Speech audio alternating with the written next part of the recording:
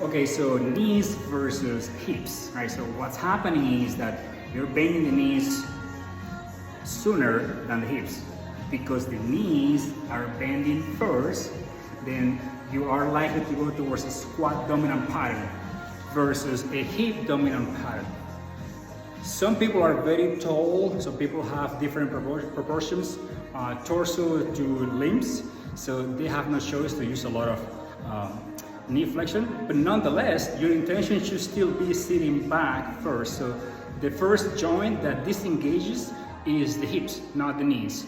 And then the knees just follow through, right? So an example of how it looks like when you bend the knees first is the kettlebell is coming down, and then the knees are doing this. So you can see already I'm using more quads than posterior chain.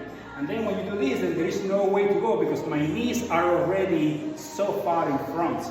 You can see the angle of my lower legs, whereas I wanted to have them back here. Now I'm using more hamstrings and less quads.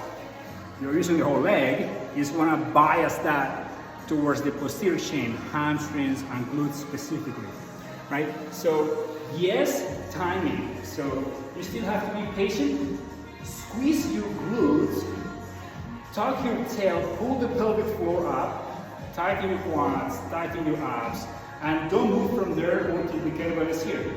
Once the kettlebell is here, I like to wait until I make contact. Once I make contact, that's when I disengage my hips first. So my hips and my knees are both locked. As I finish the swing, I'm waiting, they are still locked. Waiting. When I get here, my hips breaks first. Then the knees adapt to what my hip is doing, not the opposite. I don't want to flex my knees first and then sit back. We do that in rehabilitation as well for people, clients with low back pain that use most of the knees and low back to pick up things from the ground. We show you different exercises for that. Those are the wall hip hinge, the posterior rocking in quadrupeds, and there are others that we've shown you before. But for now, let's just remember those. Let's go back to the wall hip hinge. Okay, so we are now against the wall. This is back to the very beginning. We're doing rehab. We're gonna be doing the wall hip hinge. This is good for rehabilitation. It is also good for mechanics when you're training posterior chain and pulling exercises like deadlifts, cleans, swings, snatches, things like that. All right. So how you start is you get about 1 foot size of your own foot size away from the wall. So give or take like that. And then you set your foot based on that distance of your foot size. From there, just allow your hips to find their comfortable position. This is what they call the roll and lock, in the position in which you can squeeze the glutes the best. And that will dictate the position of your feet. From here, make sure that you bend at the hips first. Bend at the hips first, and then just sit back and then try to touch the wall. You're gonna find that if you bend the knees first, it's harder to find the wall because I move farther away from the wall by flexing my knees first. You can see the angle of my lower leg again. If I keep my lower leg straight, at least in my intentions, I'm gonna bend the hips.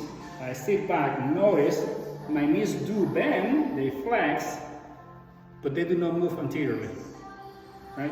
So if you're being successful at a given distance, you can also practice with the timing. You can wait, squeeze your glutes, your quads, wait here, then sit back, touch the wall. Imagine you want to touch the wall with your hands as well. Okay. Practice might take you 5 minutes, might take you 5 weeks. We don't know, just practice. You're getting better, move away from the wall. And then start challenging the movement.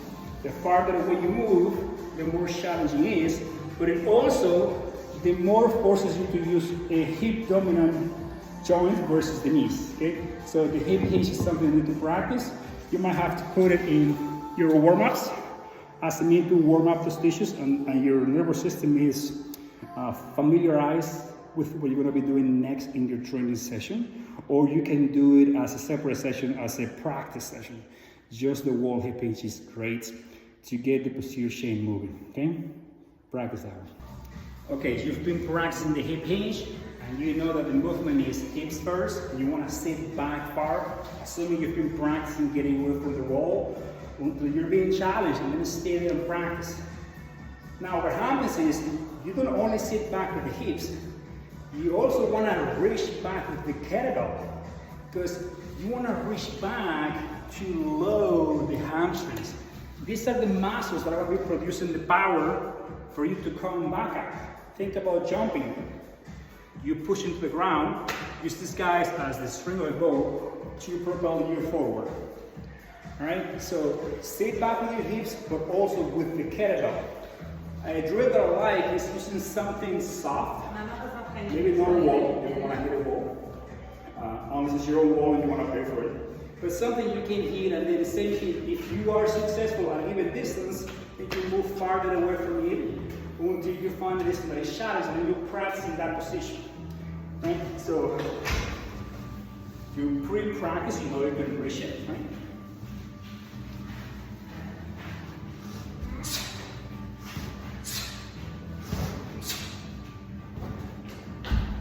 Too close, and you move farther away from it. So if you move forward, maybe, I don't know, little steps like this. I'm just dragging my feet on the ground. I'm going to try again farther.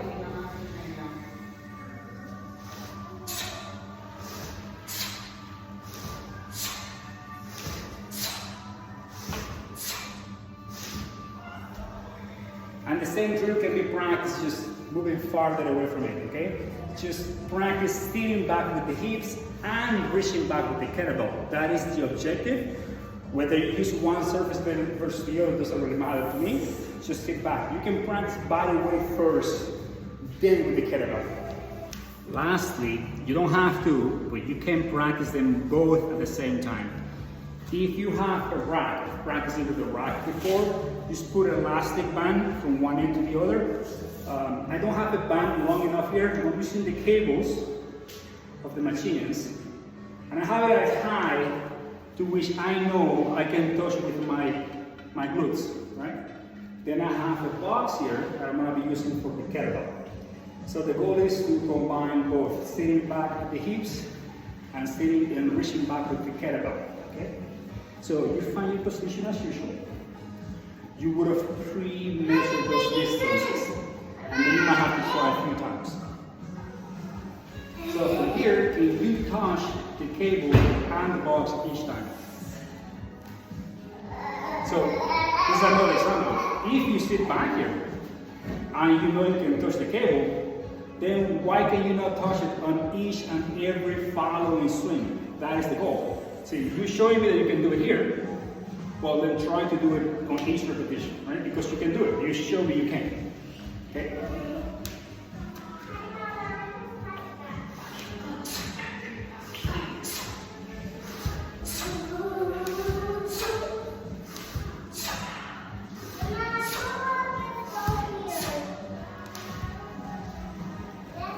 Same thing, just practice.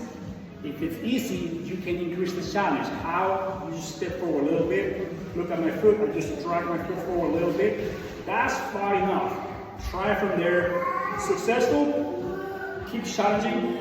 Not successful, stay there longer until you master at that distance, then move forward. Then keep that in mind for every swing that you do in your training sessions. Right, good luck with that.